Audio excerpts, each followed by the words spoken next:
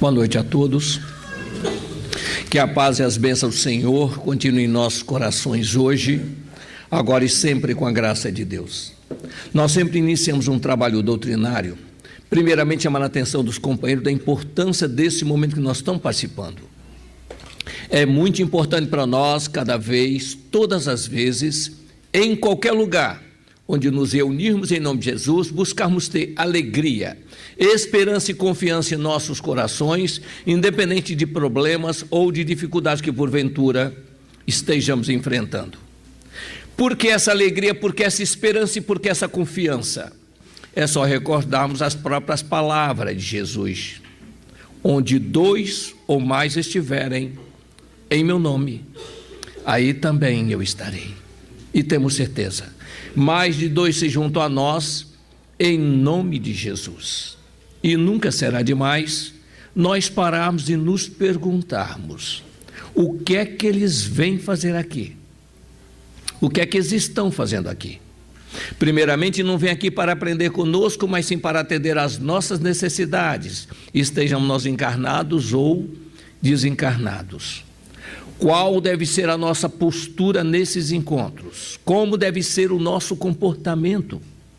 Aprendermos a aproveitar a oportunidade que nós estamos tendo, aprendendo a conversar com eles, abrir o coração a eles, falar de alegrias que nós já tivemos, tristezas que já amargamos, vitórias que já conseguimos, derrotas que não conseguimos esquecer, fala daquilo que nós sentimos que ainda precisamos alcançar para vencermos a dificuldade que a vida ainda nos apresenta, porque dentro das possibilidades que esses nossos irmãos já possuem e dentro dos esforços que todos nós devemos estar fazendo para merecer a assistência deles, temos certeza de uma coisa: são eles que, em nome de Jesus, poderão depositar um bálsamo nas feridas que todos nós ainda carregamos na alma, tanto os encarnados quanto os desencarnados. E até porque, a bem da verdade, deveria ser sempre pela presença deles que aqui nos reuníssemos, no corpo ou fora do corpo.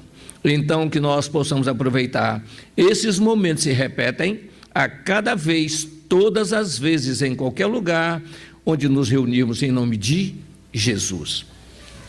Hoje o nosso tema de reflexão é sobre a vida e obra de Jesus Gonçalves, não é isso? O título, na verdade, o nome mesmo é bem... A Extraordinária. Repara bem o detalhe: extraordinária é a vida, né? A vida nossa. Nosso irmão, por exemplo, leu agora para nós uma página de Emmanuel, onde comenta, fala sobre tantas dificuldades que está em torno de nós, não é isso? Muitas, várias. As pessoas que passam pela dificuldade têm um sentimento, os que assistem a essa dificuldade têm outro sentimento. Mas nós vimos aqui pessoas abatidas, lutando para se erguer pelas dificuldades que a vida lhe impõe. Nós hoje vamos falar de alguém que também passou por isso, Jesus Gonçalves, mas nós vamos ver como começou tudo, porque sempre começa de alguma coisa que nós desrespeitamos a lei. E aí nós temos que também analisar qual é a nossa reação diante desses fatos. Quando nós às vezes vemos uma pessoa revoltada, impondo sua força, seu orgulho sobre nós achamos realmente que ele tem que ser castigado. É o nosso sentimento. Quando às vezes nós vemos alguém passando por muitas humilhações, dizemos: por que Deus permite que isso aconteça? Nós não associamos que a lei aplica ao longo do tempo e nós observamos o momento que nós estamos vivenciando. E algumas vezes, pior ainda, nós somos indiferentes com aqueles que estão passando por dificuldade. Nem damos conta da importância que seria, às vezes, um estender de mão para essas pessoas. E sobre Jesus Gonçalves, nós temos inicialmente algumas informações sobre ele, porque quando nós conhecemos o personagem do momento, sem conhecer o seu passado, fica muito difícil saber como é que chegou naquela situação. E às vezes nós até perguntamos como é que Deus permite que um ser aconteça isso, tão bom que ele era. Ocorre o seguinte: há um ditado que diz o seguinte: quer conhecer uma pessoa? Dê poder a ela. E é assim que nós somos conhecidos. O poder, quando nós dizemos, não é um poder, às vezes, ostensivo, não importa. É um mando ou comando sobre, às vezes, algumas pessoas, um grupinho pequeno, ou um grupo grande, não faz a mínima diferença para a lei. Por que não faz diferença para a lei? Nós temos que observar tudo à luz da doutrina. Jesus é que diz, quem é no pouco, também é no muito. Por que pede grandes coisas se não faz nem as pequenas que lhe dou? Então, nisso nós temos que estar bem atentos, né? Por outro lado também, não adianta nós trazermos a experiência de alguém que abre seu coração, as suas informações para nós, se nós não aproveitarmos nada na nossa vida. Não é a vida dele que nós estamos analisando. Ele já venceu as etapas dele. Nós temos que fazer o que ele fez para sair da dificuldade dele. Normalmente nós às vezes queremos ter muitas ações, atitudes que Jesus fez. Se nós fizéssemos alguma daqueles que lhe mereceu a bênção, nós já estaríamos caminhando bastante. Então, dentro disso, nós nos reportamos mais ou menos no ano 395. No ano 395 da era cristã, Alarico, esse foi uma das encarnações dele que marca bastante. Ele iniciava uma marcha para conquistar o Império Romano, por vaidade. Por que vaidade? O Império Romano estava em decadência, se esvaindo, se destruindo internamente, e começou realmente até a atrair algumas outras, os povos que não tinham nacionalidade, a habitar em torno deles na expectativa de que seriam um reforço na defesa, se fosse necessário. E os visigodos vieram habitar em torno das regiões ali, especialmente na Pérsia. E Alarico era treinado pelo Império Romano. E o sonho dele era comandar Roma, a força de Roma, ser o comandante-chefe romano. Só que ele foi preterido, não deram o cargo a ele. E aí a vaidade falou dentro dele. Então ele começou uma marcha para realmente conquistar. Primeiro queria um território para o povo dele. E depois, então, como não foi atendido, ele quis conquistar realmente a força, o Império Romano, que já estava combalido, e ele sentia isso, treinado por eles próprios. Ele também treinou seus homens. Então ele tinha uma noção guerreira, e nós nos baseamos nas informações trazidas pelo nosso irmão Eduardo Carvalho Monteiro, que escreve esse livro, né, do Jesus Gonçalves, da vida dele. Porque tudo que nós achamos no livro dele, nós já conhecíamos através de outras fontes, então talvez ele resumiu tudo e ali foi fácil encontrar. Nós podemos ver, por exemplo, quando ele desencarnou como Jesus Gonçalves, todos sabem que ele sofreu da hanseníase, da lepra. Revoltado no início, nós vamos ver isso aqui na sequência, mas quando ele se converte e aceita o espiritismo, aceita a experiência dele, ele muda por completo. E aí nós já vemos uma coisa importante. Nós temos que aprender a trabalhar as nossas necessidades. O que é trabalhar as nossas necessidades? Às vezes nós reencarnamos com problemas e temos que aprender a viver com esse problema. Às vezes nós encarnamos num corpo sadio, limpo, sem problema algum, e ao longo da nossa jornada surge o problema, e nós temos dificuldade de adaptar à nova situação. E normalmente todas essas situações são programadas para ver a nossa reação diante das dificuldades que nós enfrentamos.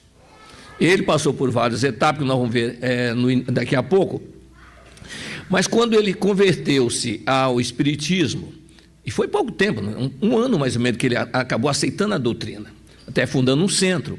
E ele começou então, ele era operário de roça, trabalhava no campo, também era músico, porque ele trocava a flauta, a clarineta, né? Também era ator, montou um grupo de representação, inclusive nós conhecemos um ator famoso, Procópio Ferreira, que custeou muitos dos cenários que eles precisavam usar nas apresentações, quer dizer, que chamava a atenção naquele tempo, as pessoas com dificuldades, organizando alguma coisa para preencher o tempo, que eles não tinham outra coisa a fazer. E também poeta, porque ele às vezes extravasava o seu rancor, a sua revolta, através da poesia. Mas convertido, ele começou também a trazer essas mensagens até de lenitivo, e começou a se corresponder com Chico Xavier. E dizia ao Chico: um dia eu vou te visitar, E o Chico respondia, ele mandava as fotos dele para o Chico, e às vezes, quando a doença estava corroendo o seu corpo físico, ele mandava uma foto com um bilhetinho dizendo: Chico, se a foto não estiver bom, que a máquina realmente que pegou o lado errado. Quer dizer, já estava realmente brincando com a sua doença, né? E dizendo que ia visitar o Chico, até que um dia cessaram as cartas. E o Chico conta que ele estava psicografando, escrevendo lá com os amigos no trabalho normal dele, surge uma entidade que ele não conhecia pessoalmente, o Jesus. Ele não conhecia. Surge uma entidade com a luz imensa e diz: Chico, eu vim te visitar como prometi. Quem é você? Eu não falei que eu vim te ver, Chico? Você não está lembrado? Aí veio na mente e disse: Jesus, quanta luz você tem. E aí que ele diz, né? Chico, ontem fui a Larico, rei dos visigodos, em corcéis espumantes, penetrei, destruí cidades, matei muitas pessoas, levei luto a muitas famílias. Jesus, em sua misericórdia, permitiu que um dia renascesse com o corpo todo coberto de ferida. E onde as feridas mais marcaram o meu corpo, é onde as luzes são mais presentes. Mostra para nós, né, a recompensa de quem acredita de que tem uma direção superior nos nossos caminhos. Nós também tomamos conhecimento agora que nós ouvimos algumas informações sobre ele no contato com o Divaldo Pereira Franco. Não sei se alguém já viu falar que Joana disse ao Divaldo que ele deveria ir no leprosário para fazer estudo, né? Ou você vai lá ou você vai para lá, não é isso? Quem disse ele foi o Jesus para ele. Em 1949, ele vê aquele, olha só, ele se apresenta, o Chico, com aquela luz imensa que ele já ostentava. E no mês de desencarnado, em 49, ele vem e se apresenta na forma que ele vivia como leprosário, como leproso. O Divaldo, ele diz isso, nós trouxemos até o texto para deixar aqui com vocês, né? Ele diz o seguinte: foi nesse momento que de súbito vi chegar um ser espiritual com características para mim até então jamais vistas. Apresentava profundas marcas na aparência física. Um dos pés, que parecia ter os dedos amputados, estava envolto em gaze, com uma deformidade visível. O corpo quebrado, a cabeça marcada por cicatriz, o nariz deformado, sem o septo nasal, e numa expressão de profunda melancolia, olhando-me com enternecimento e carinho comovedores. Na minha ignorância, diz o Divaldo, não é isso?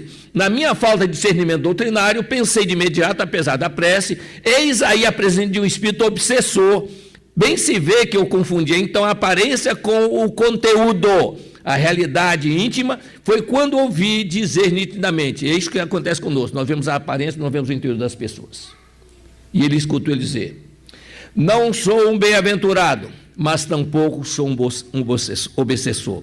Sou teu irmão, chamo-me Jesus Gonçalves, e desencarnei não há muito, num sanatório de leprosos em Pirapitinga, estado de São Paulo. Naquela época ainda não havia o termo hanseníase, não é isso?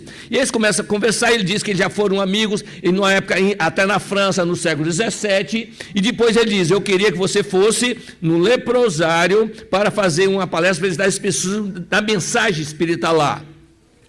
Ele disse: olha, eu acho que é um pedido, Divaldo jovem ainda, né? Ele disse: eu acho que é um pedido que eu não estou preparado para ir. Divaldo, eu não pedi para você ir, eu disse só: se você não for lá, você vai para lá.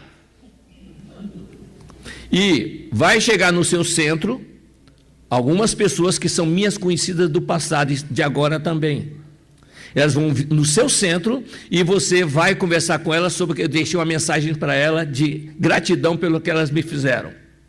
E o Divaldo vai para a reunião, e lá na reunião dele seguinte, ele faz os trabalhos dele, depois pergunta: olha, alguém aqui conheceu Jesus Gonçalves? E aí aparece as pessoas que estavam ali, que foram por acaso no centro dele, guiado, claro, pelo Jesus. E aí conversa sobre esse, e aí elas convidam ele para ir ao centro que o Jesus fundou, lá em Piratim, em São Paulo, né? E ele vai fazer uma palestra, e dessa palestra que ele faz, ela leva ele até a Federação Espírita de São Paulo, e aí começa a ascendência de Divaldo fazendo as palestras em todo o Brasil. Jovem ainda, Vinícius, né, aquele autor que era muito conhecido da época, foi quem o apresentou na reunião lá, diz: olha, vocês estão vendo esse jovem aqui ao meu lado, e vou apresentar, ele realmente vai assumiu o comando daqui para frente? Era o Divaldo, ainda jovenzinho, que começava o seu trabalho doutrinário. Então, às vezes, o trabalhador lá em cima, amigo, continua com as suas relações aqui embaixo, e quanto nós podemos ganhar se fizermos amizade? E quanto nós perdemos fazendo inimizade? E como é que às vezes se faz amizade? Respeitando. Não precisa amar, não, respeitando. Quando o Alarico cercou Roma, aliás, cercou o Império Romano, a Roma mesmo, a cidade estava apavorada. O rei já fugiu para a África, deixando o Império sem liderança. Casualmente, no ano 410, quando ele pretendia invadir a cidade, estava ali na cidade um personagem que nós conhecemos muito, chamado Agostinho, que nós chamamos muitas vezes de Santo Agostinho. E Agostinho, vendo aquela dificuldade da cidade em se colocar diante da situação que estava se fazendo, onde ele não respeitava ninguém, mulheres, crianças, ninguém. Então ele tem uma ideia. Por que ele não vai ao acampamento dele tentar convencê-lo a pelo menos respeitar as mulheres e as crianças e os templos? E com essa ideia ele parte. Só que Alarico, talvez com seus soldados, não imaginando que alguém pudesse ter essa afronta, não coloca realmente soldado para impedir a chegada de pessoas. E Agostinho daqui a pouco está quase próximo ao quartel central do Alarico. E quando ele percebe que aquele romano passou as fileiras das guardas dele, ele se esbraveja todo lá dentro da sua tenda. Manda realmente, corta a cabeça dele de imediato. Só que o soldado diz, olha, ninguém vai cortar a cabeça de um padre, dá azar. Quer dizer, veja, às vezes até, de certa forma, em alguns momentos, né, esses tipos de situação, cortar a cabeça de qualquer pessoa dá azar, gente. Percebe? Por que dá azar? Não importa o nível do espírito. Isso é doutrina. Elias mandou cortar a cabeça de 300 sacerdotes de Baal. O espírito mais adiantado junto a nós, dito por Jesus. No entanto, esse débito, ele veio pagar isso também nessa época e perdeu a cabeça. Então, o problema não é fantasia ou não. É lei. Qualquer mal que nós fizermos, vai responder. Então, não podemos cair realmente nessa crendice, porque existe uma lei que é superior a qualquer coisa que nós imaginemos. É respeitar para ser respeitar. Então, quando os dois começam a conversar, ele, inclusive, nos versos que ele conta, depois, talvez já desencarnado, ele diz o seguinte, um verso que ele dá, diz, ainda vejo, Senhor, da alma oprimida, a Trácia devastada, a ânsia de Atenas, Constantinopla em lágrimas e penas, e Roma flagelada e envelhecida. Quer dizer, ele enxerga agora o que ele deixou atrás dele. O nosso autor aqui, ele coloca que ele era um espírito, assim, entre aspas, primitivo. Gente, o espírito primitivo não tem essa bagagem toda, ele pode estar fora do curso, do nível espiritual dele, mas para merecer tanta atenção, é porque ele já tem um grande conhecimento, e aí nós percebemos que nós temos liberdade de agir sem intromissão superior, para ver se nós damos prova de respeitar o que nós assumimos do outro lado. Quando o Agostinho começa a conversar com ele, olha só como é que ele trata o Agostinho. Degole o romano que ousou desafiar a minha força, mas Senhor bem sabe que matar um sacerdote significa mau agouro. O soldado tem medo de suas pragas e por isso não lhe toca. Estúpido, quem pôs em suas cabeças baboseiras? Vão, matam e pendura sua cabeça como troféu. E Agostinho está andando em direção a ele. Quando Agostinho chega diante de Alarico, e os dois começam a confabular, ele diz que vem fazer uma proposta pela cidade de Roma. Mas não em nome da cidade de Roma, pela cidade de Roma. Ele achou que ele era enviado do imperador para negociar realmente alguma troca de benefícios. Mas quando Santo Agostinho está conversando com ele, ele nota, em prece, recordando os ensinos de Jesus, quando Jesus diz: amai os vossos inimigos, não julgueis para que não sejais igualmente julgado. Quem com a espada fere, com a espada será ferido. Quando ele começa a se concentrar dessa forma, ele vê vultos alados junto a ele, vibrando sobre Alarico para recepcionar a mensagem de Agostinho. Então ele se sentia encorajado, sabia que ele estava protegido para realizar o seu trabalho. E aí nós paramos para refletir. Eu acho que se nós também víssemos, nós também ficaríamos mais encorajados, não ficaríamos? Se eu vou fazer um trabalho, e nesse trabalho eu percebo que tem seres, protetores, amigos do meu lado, me ajudando naquele trabalho, naquela tarefa, eu acho que eu me sinto mais impulsionado. A gente não sente mais coragem nisso? Não precisaria. É Jesus que diz: felizes os que não veem, mas creem, porque tem sempre. Nós nunca estamos sozinhos. Na dificuldade estão, por que no trabalho eles não estarão? Nós temos que começar a ter um pouquinho mais de confiança, não importa o nível da tarefa, é aquela que eu tenho para fazer, seja ela grande ou pequena. E às vezes o confronto dos dois, nós vemos o seguinte: o poderoso guerreiro não consegue explicar a força do magnífico daquele olhar. Embora desejasse avançar de espada em punho e colocar termo à audácia do guerreiro do Cristo para salvar sua imagem de líder duro e implacável, quer dizer, até para dentro do meu soldado, eu teria que acabar com ele. Quer dizer, eu mandei matar. Os soldados não mataram, ele também agora não teve coragem. E começa, porque eu quero essa vida desprezível. Embora não reagindo integralmente ao pedido de Agostinho, ele invadiu Roma. Mas uma coisa, ninguém tocou nos templos cristãos. Tanto assim, que quando as pessoas perceberam que eles respeitavam os templos, ele deveria ter dado uma ordem, todos foram se refugiar nos templos que existiam, inclusive os pagãos que não acreditavam em nada. Na hora do medo, nós buscamos guarida onde for possível nos esconder. Já notaram isso? Nós, quando falamos aqui, nós falamos para irmãos desencarnados também. Nós temos notado, por exemplo, na obra de André Luiz principalmente, quando às vezes as pessoas estão subjugando, eles não têm medo de nada. Quando você pensa que poderão ser subjugados por uma força superior a ele, eles vão procurar onde eu posso encontrar amparo. Então a gente tem que começar a mudar antes de acontecer. Que depois que acontece, não tem socorro, não é tão fácil assim. Por que nós dizemos que não é tão fácil assim? Terá, mas no tempo devido. No livro Ação e Reação, o Hilário, assistindo a um vendaval que está em torno da mansão, e ele vê rostos esquálidos passando pelas janelas, apavorados, o pavor nas suas frontes, e ele pergunta ao Druso: essa não é a casa de assistência e amparo aos necessitados? Por que não abrir as portas para acolhê-los aqui? E o Druso, embora comovido, responde: Hilário, o socorro é para quem quer ser socorrido, não para quem quer esconder. O que às vezes nós queremos nos esconder. Acontece isso no Ação e Reação, acontece isso também no Obreiro da Vida Eterna. O mesmo fato. As pessoas estão subjugando, vão procurar refúgio quando o perigo aparece e são os primeiros a chegar lá no abrigo. Mas não tem permissão de entrar. Não deveria ser novidade para nós isso, não. Jesus já avisou sobre isso. Muitos baterão na porta e dirão: Senhor, abre-nos a porta, queremos entrar. E eu direi a Elizabeth: não vos conheço.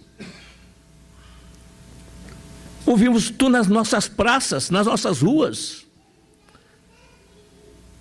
Vocês vão para onde há choro e ranger de dentes. São palavras de Jesus no Evangelho. Nós é que não prestamos atenção para associar que estão endereçada a nós também e faz parte da nossa vida. Então a mudança interior de nós tem que ser desse jeito, não é isso? E ele diz o seguinte: você, seu verme, deve ter perdido o juízo por tomar a resolução de vir aqui em nosso reduto. Fale, miserável, o que deseja? Mesmo que o imperador tenha voltado atrás em sua decisão, meu povo já tomou a sua: arrasar a cidade de Roma e mostrar a essa corja de imundos quem é o rei do mundo. Alarico. E aí que concentra-se Agostinho em Jesus para irradiar sobre ele. Normalmente nós, quando o perigo está difícil, é que nós esquecemos de Jesus. E nem lembramos quando tudo está bom. É só quando está mais ou menos que nós lembramos dele. Pode perceber. Isso aí é um hábito que nós temos que criar dentro de nós. Por que nós chamamos atenção sobre isso? Existem 4 verbos que nós chamamos atenção para a nossa educação espiritual. É o aprender, compreender, aceitar e fazer. Aprender por repetição, compreender por comparação, fazer por convicção aliás, aceitamos por convicção e fazemos por determinação. Ora, para conjugar esse verbo, como é que é feito isso? Como é que nós conjugamos o verbo aprender e o verbo compreender? Quando eu leio, eu estou aprendendo. Quando eu estudo, eu estou compreendendo. Qual é a diferença? O nosso irmão lê uma página. Mas para que nós que já temos alguma bagagem, nós podemos ampliar esse estudo com outra que nós já carregamos dentro de nós. É assim que nós somamos com informações que temos de nós para ampliar o nosso entendimento. E ampliando o entendimento, nós passamos a melhor aceitar ou não, mas com conhecimento de causa. Com detalhe que, a partir do momento que nós aceitamos, nós estaremos infringindo uma lei que diz, aquele será mais cobrado, aquele que mais recebeu. E aí Agostinho diz para ele, vê, Senhor, a difícil tarefa em que me encontro, rojado a teus pés e colocando o coração nas palavras que dirijo, não venho fazer um acordo como poderias esperar, mas oferecer minha insignificante existência em troca de uma moderação na invasão à nossa cidade. Ele diz, acredita que eu vou trocar a sua vida pela cidade que eu estou sonhando em conquistar? Parece realmente uma coisa incrível, né? Propor uma coisa dessa. Mas nunca é difícil nós expormos a nossa ideia. Às vezes nós temos tanto medo do que nós estamos querendo, que temos medo de pedir. O que nós estamos querendo imaginar é assim, em primeiro lugar, vale a pena pedir? Sou eu apenas o beneficiado ou outras pessoas? Quando nós damos a vida por alguém, isso tem um valor inestimável. E isso granjeou o respeito de Alarico por Agostinho. Tanto assim que ele não tocou num templo cristão. Os soldados dele, vê o comando que esse homem tinha, que se alguém tocasse, alguém iria saber quem? Para ter uma noção, no ano seguinte ele desencarnou, morreu o Alarico, morreu com 49 anos, jovem ainda. Falo jovem, quem já passou disso, então não tem jovem, né? Para ter uma ideia sobre o carisma que ele tinha com os seus soldados, eles mandaram sepultar ele no leito de um rio, que foi desviado o seu curso. Depois fizeram voltar o curso do rio para ninguém saber onde estava o corpo dele. Depois matou todos os escravos que passaram o trabalho para ninguém revelar onde estava o corpo. Veja bem quanta coisa se faz com uma coisa normal, natural, que a pessoa dentro do seu entendimento, ele não vê realmente o que ele está realizando. Ele desencarna. No plano espiritual é aguardado. E ele, depois de muito sofrimento e perseguições, ele recebe de novo um apoio e um amparo. E aí ele volta de novo na figura de Alarico II, na mesma linhagem que ele pediu. Normalmente, nós quando vemos a doutrina, parece assim, não, se você fez agora, na próxima, não é na próxima, eu não sei se é na próxima ou não, que determinações lá em cima. Emmanuel mostrou isso para nós na vida dele. Ele, como Pulentula é Sura, ele espoliou muitas pessoas, ele mesmo diz no livro dele, cheguei até a assistir e mandei cegar pessoas que estavam contra nós. Ele diz isso. E na próxima encarnação dele veio ainda com mais poder ainda do que ele tinha anterior. Foi a mesma coisa agora. Ele veio menos enraivecido, mas veio ainda com aquele sistema de querer mandar, comandar e destruir tudo. E tinha alguém que intercedia por ele lá em cima. Agostinho. Era ele que acompanhava toda a marcha. E o mentor dele diz a ele, alguém que te acompanha os passos, guiando realmente para a sua redenção. Agostinho. Veja bem o detalhe. Normalmente nós achamos que essas pessoas não merecem a compaixão de ninguém, né? Mas na verdade, nós lembramos que Jesus diz, Deus faz com que o sol nasça sobre bons e sobre maus. E a chuva caia sobre justos e sobre injustos. A outra encarnação dele é quase 1000 anos mais tarde, na figura do cardeal Richelieu. Ele mesmo confessa isso ao Divaldo, que os dois viveram juntos na mesma época. O Divaldo e o Jesus Gonçalves viveram na época do Richelieu. E quem escreve sobre isso é o nosso amigo Vitor Hugo. Ele tem um livro que ele escreve trazendo a mensagem dos dois, não é isso? Então, nesse caso que vai se desenvolvendo, ele na figura de Richelieu, é uma coisa interessante. Ele comandou a França, diz a história, que ele era mais poderoso que o próprio rei. E olha só o lema que ele tinha. Richelieu tinha como princípio, o homem é imortal, sua salvação está no outro mundo. O Estado não, sua salvação é agora ou nunca. Mas, na verdade, a salvação vem sempre com o tempo. Nenhuma nação é soberana sempre, nem ficar realmente oprimida o tempo todo. Muda, porque lá em cima determina o que deve ser feito ou não. É uma visão que nós temos que aprender a ampliar. Nós, às vezes, vemos dificuldade em torno de nós e achamos que ela vai durar a vida toda. Não, talvez a nossa vida, mas na próxima ainda pode voltar aqui com outro tipo de situação. É assim que funciona. Isso chama-se esperança. Quando nós temos esperança, a vida aqui pode estar ruim, mas lá vai melhor, bem mais lá do outro lado. Entrou sem esperança, é sofrer aqui e sofrer lá também. E ele diz, agora novamente no plano espiritual, remexia em suas reminiscências as consequências de outro naufrágio sofrido. Quer dizer, é a reflexão que nós fazemos do outro lado. Após um período de aprendizagem, ouviu o seu digno mentor dizer o seguinte, em vista dos créditos morais conquistados da disciplina ao trabalho redentor que realiza nesta casa de assistência, quero informar que você está sendo preparado para o retorno ao plano físico. A constância das suas orações varou distâncias e encontrou eco em um coração amigo que há séculos te é grato. E mesmo das paragens celestes em que habita, dirige carinhosas vibrações de amor. É o espírito de Agostinho. Também, não há distância para um coração que ora com fervor. Nós, às vezes, não sabemos do valor da prece, porque nós fazemos o pedido esperando que responda, porque eu estou pedindo, não para quem eu estou pedindo.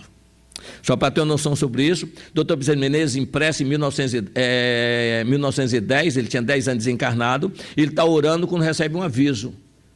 Na rua tal, número tal, tem uma pessoa passando por necessidade e manda Antônio de Padres que vai lá atender a pessoa que pediu. A ele não pode, vai você. Você precisa crescer, Bezerra. E ele vem. A prece saiu para Antônio de Pádua, como ele próprio diz, que é um espírito universal, ou seja, é um anjo. Ele então diz a Bezerra que atende em nome dele. E ele vem, não só da falando dele, mas nós trabalhamos em conjunto. E vem e atende. Então, ele diz, com a mesma velocidade que a prece chegou a ele, a resposta veio para atender a pessoa que pedia. Isso é para mostrar para nós que se pedirmos com o coração e não com a vaidade e o orgulho, a resposta virá. Tem que saber ouvir a resposta, não é isso?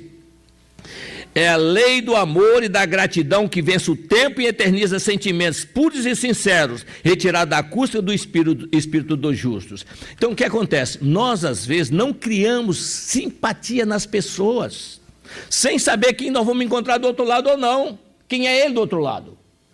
Rainha de França diz isso para nós, numa mensagem. Encontrei aqui pessoas que eu não dava menor valor para eles, às vezes nós passamos por esses também aqui. Ah, não, mas fulano não tem inteligência. Sim, ele pode estar limitado, muito cuidado com isso.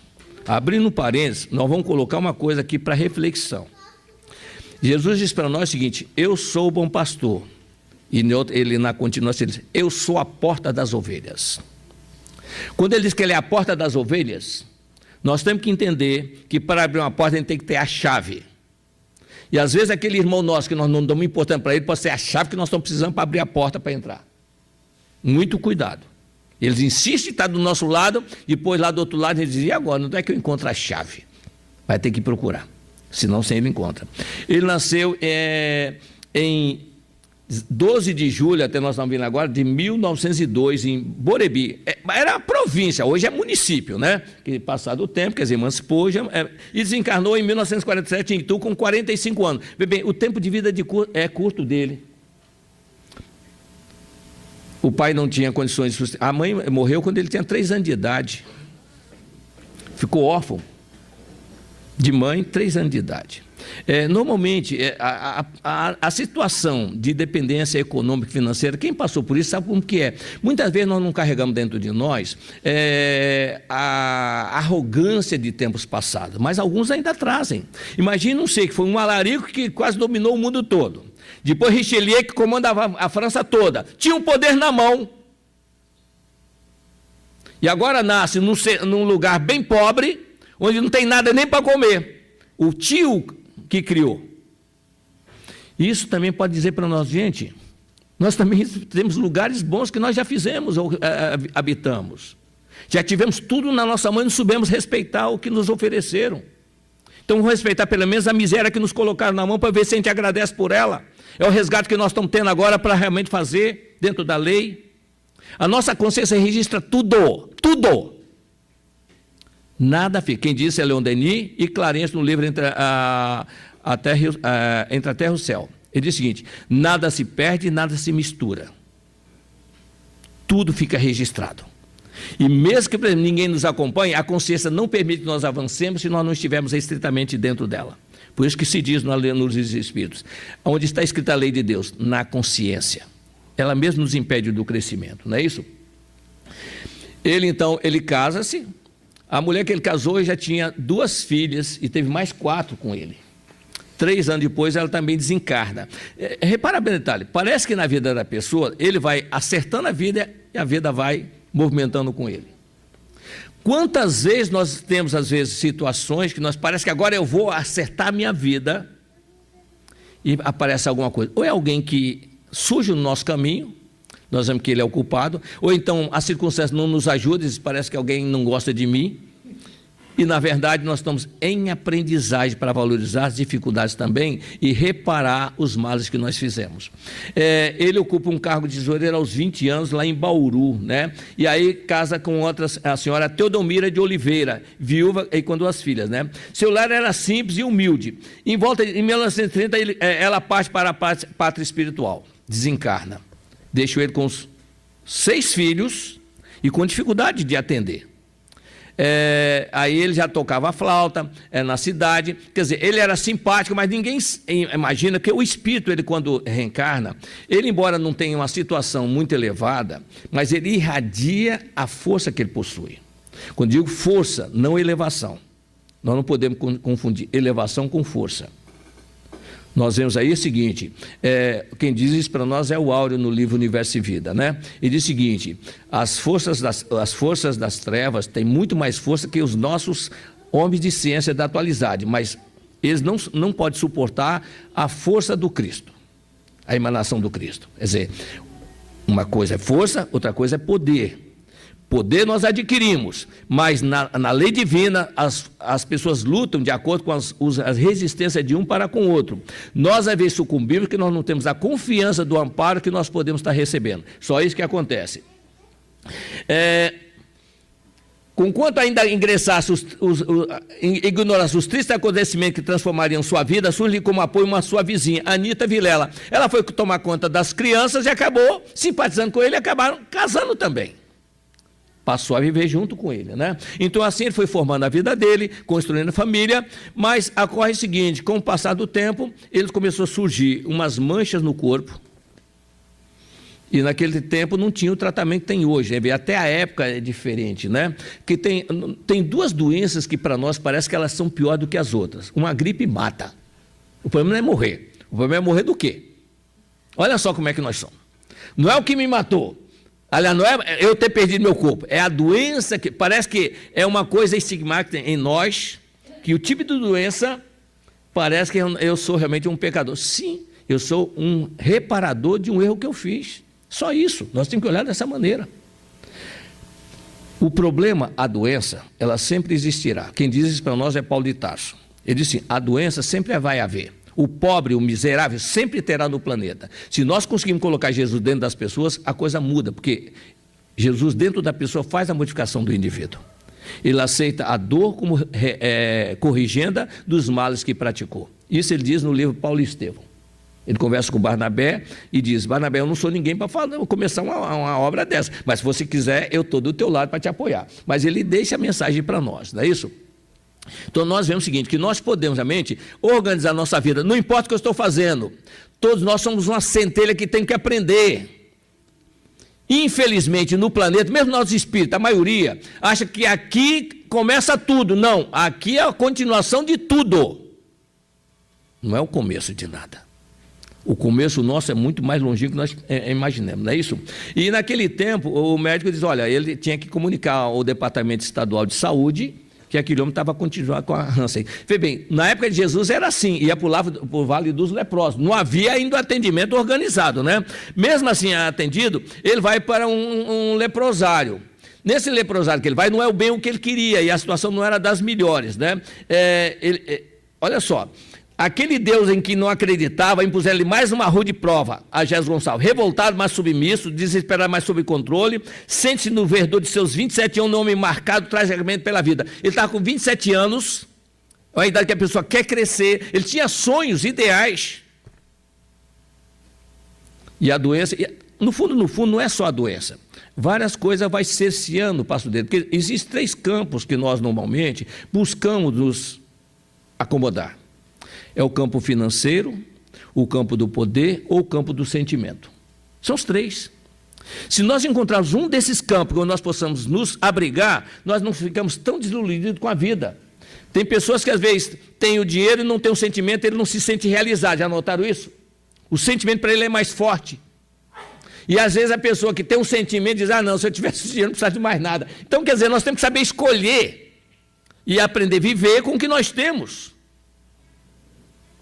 Ou seja, se eu fosse rico, eu casava com aquela mulher que eu sonhava com. Não existe nada disso. São coisas que nós temos que verificar. Assim, cada um tem um destino e tem que cumprir esse destino, né? E assim, entre as dúvidas, ele tem sobre quando a lepra dele, eu achei interessante, ele vendo uns passos, não é a poesia toda que ele coloca, né? Ele diz aqui, que foi publicada. Malbart Arnam tem um pensamento sobre a Hansenias que diz o seguinte: o doente de Hansen não precisa de piedade, não precisa de compaixão, precisa muito de solidariedade ou compreensão. Nós temos aqui perto de nós, ali em Jacarepaguá, não é isso? Uma casa ali. Quando nós tínhamos a oportunidade de visitar ali, nós dávamos preferência para aqueles que não queriam ouvir ninguém. Tinha pessoas que se cobrem e não querem ver ninguém. Esse é o mais necessitado. Esse é que precisa ser alguém dar uma mensagem. Ele não precisa te ouvir, aliás, te falar contigo. Basta falar para ele. Levar uma mensagem de esperança. Porque, na verdade, ele às vezes está esquecido da família. E isso para ele, às vezes, é um peso muito forte. Você não ser amado pela família, está ali de favor. E às vezes a gente pensa, você tem. Não, colocar realmente que ele tem uma vida melhor do outro lado. E aí ele, vendo aqueles pássaros voando que ele tinha, ele faz a seguinte poesia: cresci, lutei, sem ter o privilégio da carta que se ganha no colégio, e que clareia ao homem seu fadário. Da palhoça passei para os salões, onde nasceram novas ilusões que vieram sucumbir num leprosário. Então ele começa a jogar a sorte dele no leprosário. A do pássaro vai estar mais adiante um pouquinho, não é isso? Eles fizeram uma peça tão imponente que chamou a atenção de muita gente. Como eu disse isso, o Procópio Ferreira, que é o pai da Bibi Ferreira, né? Para quem não conhece, é o pai da Bibi Ferreira.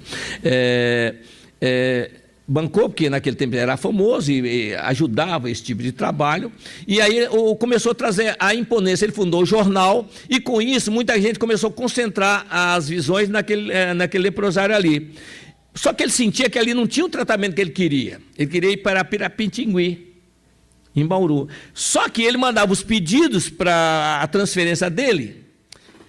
Nesse inteirinho também, um filho dele estava com sinais de lepra, então já foi também internado junto com ele. E a esposa dele agora, do momento, ela também pediu autorização para ficar com ele, embora não fosse doente. E foi autorizada a ficar. E ela permaneceu com ele durante muito tempo ali no leprosário. Então, quando ele mandava as cartas, não vinha resposta nenhuma para ele. Então ele começou a achar o seguinte: minhas cartas não estão indo ao destino. E realmente não estavam. O que acontecia? O diretor do leprosário, como sabia que ele estava dando notoriedade ao estabelecimento, ele segurava as cartas e não mandava para frente. Ele foi sempre um estrategista guerreiro. O que ele imaginou? Ele não queria corromper a ordem nem a lei. Mas ele imaginou o seguinte: ele pegou o filho dele e um outro amigo e orientou eles para que o leprosário ficava mais ou menos 10 quilômetros da cidade, onde eles estavam, tinham os parentes. Como eles deveriam ir lá falar para a família, mandar a carta para o leprosário onde eles queriam ir e voltasse sem ninguém notar a ausência deles. E não deu outra. Eles foram e voltaram sem ninguém saber. Passado uns 2 dias, chega lá uma ambulância para pegá-lo. E o diretor não sabia quem foi que burlou a confiança dele mandar a carta. Não, ninguém mandou a carta, ele apenas usou esse artifício. E aí nós temos que entender o que é uma atitude. Existe artifício e artimanha. Artifício é uma coisa engenhosa que a pessoa usa sem burlar a lei. Artimanha é driblar a lei mesmo, para tirar vantagem. E chegou e levou, só que ele nem chegou lá, foi parar no hospital, porque ele estava muito doente por causa do fígado. Nesse leprosário, que ele tem um programa diário, que tem um narrador que ele começava dizendo o seguinte, quando ele terminava o programa, era diário o programa, ele dizia, olha, até amanhã, se Deus quiser. Um dia o Gés estava assistindo, ele era o presidente de uma associação interna que tinha ali. Então ele estava ouvindo lá a explanação dele, e aí ele então disse o seguinte, tomou o microfone dele, disse, até amanhã se Deus quiser, não. Se eu quiser, porque quem manda aqui nesse leprosário sou eu, não é Deus. Aí mostrava para ele a força que ele tinha. Ele, às vezes, a Ninita, essa última esposa dele, ela ficava angustiada, ela era espírita. Então, como espírita, fica mais difícil para a gente aceitar. Porque quando às vezes a pessoa não tem, olha só um detalhe, e aí nós temos que abrir um parênteses. Nós temos que ter muito cuidado na aplicação dos princípios de Jesus. Jesus tem uma mensagem que traz para nós o seguinte, aquele que ama pai, mãe, filho, mais do que a mim não é digno de mim. Não disse isso? O que às vezes acontece? Nós, quando temos um parente, familiar, alguém que nós amamos, passamos por muita dificuldade, nós às vezes ficamos também, ele está rebelde, revoltado, nós também apoiamos ele na rebeldia. Encorajamos ele na maneira de ver. Eu também, olha, sinceramente, eu também tenho hora que eu duvido de... Gente, não é isso aí. Ele está precisando de conforto e de consolo. Conforto, de expectativa e esperança. Ou eu creio ou não creio. Então, nós, para ser simpático ao parente, ser solidário, entre aspas, porque ele vem às vezes com aquela... É porque não é com você. Não é assim? Francisco de Assis, que é um dos trabalhadores de Jesus, quando foi cuidar de um leproso, Jesus pediu para que ele o curasse, e disse, Senhor, se for a sua vontade, que possa passar a doença dele para mim, quer dizer, se ofereceu para isso. E o doente foi curado. Tanali, mas Tanali curado, ele não conseguia fazer o que os outros faziam, ele pediu de volta alguns tempos depois, a doença de volta, porque agora ele sabia suportar. Então se a pessoa trouxer o Cristo dentro dele, ele sabe suportar a dor, gente. Depende de nós também fazer esse trabalho. Às vezes nós estamos preocupados em levar consolos, não, olha, não vê como você sofre, não é assim. Tem que dar apoio, que se não fizer... vai voltar, não é a primeira vez, com Richelieu, ele morreu também dessa doença, é a segunda vez que ele teve a doença, não é a primeira não, porque não cumpriu, morreu apodrecendo o corpo no catre. Então a gente tem que ver que a doença se repete, qualquer uma que seja, porque não é uma prova de castigo, é de submissão e de resignação, para compensar os desperdícios que fez no passado. Só isso. Aceito pelo interessado. Não é obrigado. Nós aceitamos.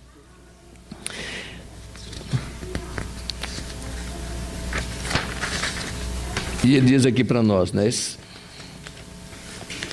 Quando ele vê que as coisas estão dando tudo errado para ele, diz, faz o seguinte soneto. Mas se esta vida é um sonho, a morte o nada, por que manter-se em luta desvairada? No entanto, eu sigo acovardado, triste, a procurar em tudo que não creio, a coisa que me falta e não existe. Quer dizer, ele expressava nos sonetos dele aquela angústia e agonia que ele trazia dentro de nós. E quando ele às vezes pegava o quadro de Jesus, dizendo para ele, você que diz que veio mudar o mundo e mudou minha vida para pior? Quer dizer, é quando às vezes nós achamos, não é isso? Nós às vezes nós não pedimos, nós reclamamos. Há uma diferença fundamental entre nós fazermos um pedido e às vezes exigir um atendimento. Há uma diferença fundamental. Mostra que o orgulho ainda está dentro de nós. Às vezes a nossa vida tem pessoas que confundem humildade, ou aliás, simplicidade com ser simplório. Tem pessoa que é simplória, ele não é simples, ele é simplório, a vida dele é simples, mas ele não é. É só analisar isso. Na essência, ele não é o Joás às vezes dava essa situação, ele dava a entender que ele não estava revoltado, mas por dentro ele estava, e o que vale é a intenção dentro de nós. E bendito ele que revelou isso para nós, até o momento que ele aceita. Porque a vida de todos nós são as mesmas. A diferença está nas atitudes nossas, só isso, mais nada. Mas nós vamos todos passar pelas experiências que eles passaram, não é isso?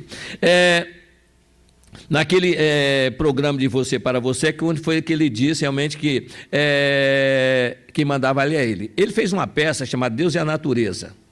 Nessa peça, Deus e a Natureza, ele fez de uma maneira bem diferenciada, que o padre foi assistir e proibiu as crianças de realmente participar ali dela. Porque realmente não estava colocando a figura de Deus da forma como deveria ser. Porque, de certa maneira, ele apresentava dentro da ótica que ele tinha, como ele via aquele que ele às vezes se curava, né? Apesar do seu dinamismo, um vazio imenso ainda o acompanha por onde quer que fosse. Percebia que se aproximava o final de sua passagem terrena e aquilo que durante a vida toda buscara não havia encontrado ainda. Bebê, ele desencarnou com menos de 50 anos. Imagina nós às vezes nós não temos um sonho nenhum na vida. Não sei se já repararam isso. Que ideal que eu tenho? Qual é o meu ideal? Às vezes nosso ideal é sobreviver o dia a dia. Nada mais do que isso. Outros não, sonham alto.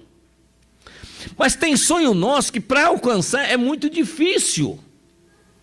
E às vezes quando você está quase alcançando, vem algo e toma. Agora um detalhe. Quando às vezes quebra o encanto da procura de um sonho, nós temos que analisar o seguinte: eu ainda continuo aqui ou passei para o outro lado? Quer ver, nós ficamos escravos de um sonho, de um ideal, e não nos libertamos para continuar a nossa caminhada. E quando nós falamos isso, nós falamos para muitos irmãos que vivem desse tipo de ilusão de uma vida. O avô de André Luiz ficou 40 anos perambulando, pegando lama como se fosse ouro. Quantos irmãos não estão nessa situação aí? E nós, se não cuidarmos, também poderemos ficar, porque onde estiver o nosso tesouro, aí estará o nosso coração. Será que morreria se obter resposta às suas interrogações? Segundo o relato de Ninita, habitante do hospital e que mais tarde viria a se unir-se em matrimônio, já causava ali um misto de tristeza e piedade ver aquele homem tão revoltado e afastado de Deus. Não várias vezes surpreendia no monologando, ironicamente, com a imagem do Cristo no alto da parede da capela. Dizem que tu percorreste pregando a igualdade no mundo, mas onde está a tua bondade e o teu amor, fazendo sofrer pobres criancinhas que não pecaram e sofrem a mais negra situação de miséria física? Olhe para essa criancinha leprosa, sem pés, sem dedos, sem mãos, que mal fez a ela para o mundo? Nós às vezes só vemos, mesmo nós que somos espíritos, só vemos o presente, gente. Temos que ter cuidado, mas será cobrado de quem mais sabe.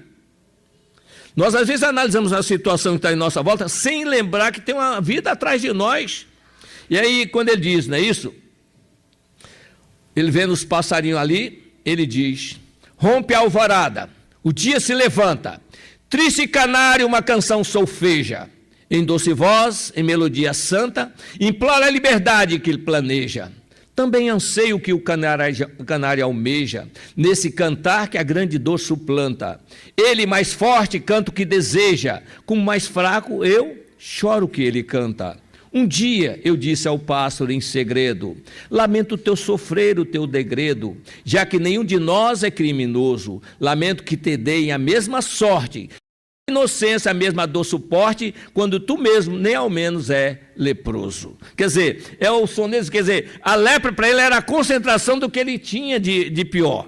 Nós às vezes valorizamos o que nós temos de pior, esquecendo que nós temos o de melhor. O que é? A libertação dos nossos erros. Libertação. Ser livre. O pássaro seria isso. Quer ver, às vezes, nós não temos noção de liberdade. Você tem o livro dos Espíritos aí?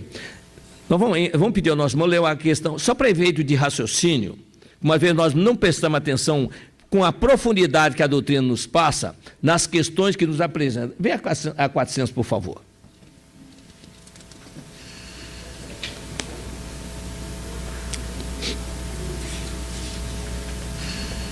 Ela começa. Não, pode ler. Aí dá tempo de eu tomar minha aguinha aqui. O espírito encarnado permanece de bom grado no seu envoltório corporal? Olha só, o espírito encarnado permanece de bom grado no seu envoltório corporal. O que é o espírito encarnado? Somos nós que estamos aqui, concorda? No corpo, não é isso? Para saber o que é nós no corpo, todos nós que estamos aqui trouxemos o nosso corpo para cá hoje. Não é o corpo que nos trouxe, nós trouxemos o nosso corpo. Quem está no comando somos nós, não é o corpo não. O corpo é apenas um recurso que nós temos para nos movimentar, só isso. Continua a resposta, por favor. É como se perguntasses se ao encarcerado agrada o cárcere. O espírito encarnado aspira constantemente à sua libertação. E tanto mais deseja ver-se livre do seu invólucro, quanto mais grosseiro é este. A pergunta não é grande, a resposta também não. Entendemos tudo, não entendemos? Vamos parar. Entender uma coisa, aceitar é outra. O prisioneiro que está lá na cadeia, ele gostaria de ser libertado? Sim ou não? Alguém aqui quer desencarnar? Não quer. Deu para entender? Tu não vê a comparação? Alguém aqui quer desencarnar? Bastou dar uma dorzinha, manda aqui colocar o nome na corrente. Perceberam? Gente, nós temos que aprofundar o estudo da doutrina por isso. Nós parece que não quer enxergar o que estão dizendo. 1% representa isso que ele respondeu. 99%. E estou falando aqui de grandes espíritos. Chico Xavier, de contato com os desencarnados. Para quem não sabe, ele sonhava em escrever livros. Aí o Emmanuel apresentou ele, Chico, nós vamos escrever 30 livros. Aí, é o sonho dele, ficava feliz sonhando. Só que tinha psicografar em carbono, que o pai mandava para a federação e depois corrigir quando voltava. Ele fazia isso tudo com prazer. Aí quando completou os 30 livros, 15 anos, ele escreveu 30 livros. Aí, Chico, não são 30, não são 60. Mais 10 anos escreveu 60, mais 30 livros, deu 60. Aí disse, bom, agora estou te autorizado a dizer que não são 60, são 100 livros. Mais 10 anos escreveu mais 40 livros, 100 livros. Agora acabou, né, mano? Acabou. Agora eu posso descansar. Não. Lá em cima me disseram que você vai ser desalojado do seu corpo para que outros espíritos venham utilizá-lo para trazer outras mensagens através de você. Mas eu não tenho livre-arbítrio? Tenho, Chico. E se eu não quiser? Se você quiser, você não faz. Então tá bom, mas eu tenho que dizer também. Se você não fizer, você não tem mais serventia aqui, eles vão te chamar lá para cima. Aí eu continuei trabalhando. Escreveu mais 300. Perceberam? Veja bem, é um ranço que nós carregamos dentro de nós. O partir daqui. Nós temos que perder esse medo. Mesmo os que conhecem, vão lá e voltam. O nosso irmão Hilário, no Ação e Reação, ele diz o seguinte: os nossos irmãos encarnados deveriam morrer alguns dias por ano, não como sonho, para saber o que vão encontrar do lado de cá.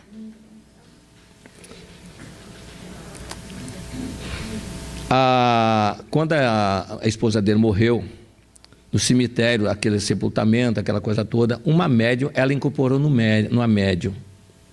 Incorporando numa médium, olha só que ela traz uma mensagem para ele, que estava ali, que não acreditava em nada, só que ela traz uma mensagem, ele até ficou meio indignado com a moça que incorporou, porque ele não tinha noção como funcionava, mas a mensagem que ela trouxe foi na linguagem que os dois entendiam. Então ela traz a seguinte mensagem para ele: velho, não duvides mais, Deus existe. E prosseguiu sua conversação em termos que impressionaram bastante Jesus pelo teor íntimo das confidências trocadas. Passada a indignação inicial, o materialista Jesus se sentiu sobremaneira impressionado. No entanto, de espírito ponderado e analista, não se deixou levar pelo primeiro impacto de emoção, mas consultando a razão, foi buscar nos livros espiritistas explicações para o sucedido. Porque ela já falava sobre isso, a nossa vida de hoje é o que nós fizemos ontem. E a nossa vida de amanhã vai ser o que fizermos hoje. Falava isso para ele. E é aí que ele tem, quando ele começa a sentir essa noção de que existe um poder superior, é que ele tinha uma dor no fígado insuportável. Mas nesse dia ela passou dos limites. Ele chegou na sessão, lá na sala, colocou um copo d'água e disse: vou ler as palavras que ele disse. Se Deus existe mesmo, dou 5 minutos para que coloque nessa água um remédio que me alivia a dor. E marcou no relógio. 5 minutos. É realmente, né, para testar, né? Agora, imagine só, antes de ver o resultado. Quando às vezes nós estamos fazendo algumas coisas, dependendo do nosso nível e do interesse do lado de lá, eles nos veem como crianças. Está ali o mentor do lado, vendo nós fazemos as coisas e nós achamos que estamos sozinhos. Estava com todos os amigos ali, que ninguém coloca nada, a água não recebe nada se não tiver alguém para tu colocar. Para magnetizar uma água, tem que ter uma entidade para transmitir os fluidos. Ele mesmo não acreditava nisso, percebeu? Tem que ter. Nós temos que raciocinar com a imaginação também, vendo o quadro. Imagine ali, não Agostinho, mas os da falange dele ali do lado de Jesus. Oh, ele agora vai conseguir. Ele agora pode se libertar da dor dele. Não do fígado, a dor da lepra. 5 minutos ele tomou um gosto meio amargo, ainda deu para a pessoa, será que está estragada a água? Tem alguma coisa diferente mesmo. Não deu nem tempo para discutir, correu para o banheiro. Voltou sem dor nenhuma.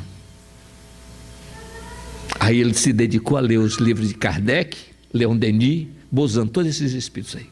E começou o trabalho para fundar um centro lá na casa com o nome de Agostinho, mentor do centro. Repara bem detalhe, um centro a mais às vezes é uma casa que recebe trabalhadores e presta trabalho. Ele já não podia falar mais no final de sua vida, já estava chegando no final da sua existência. Mas um domingo ele vai, no penúltima reunião que ele vai ao centro, ele chega lá, ele já não falava mais nada com ninguém. Mas ele pediu que ele gostaria de trazer uma mensagem. E por misericórdia divina, é dada a palavra a ele. Ele começa primeiro com a maneira rouquenha, mas a espiritualidade presente organizou um método de restaurou o aparelho fonador dele. Ele falou durante 1 hora. Visível. Vou até ler para vocês o texto, não é isso?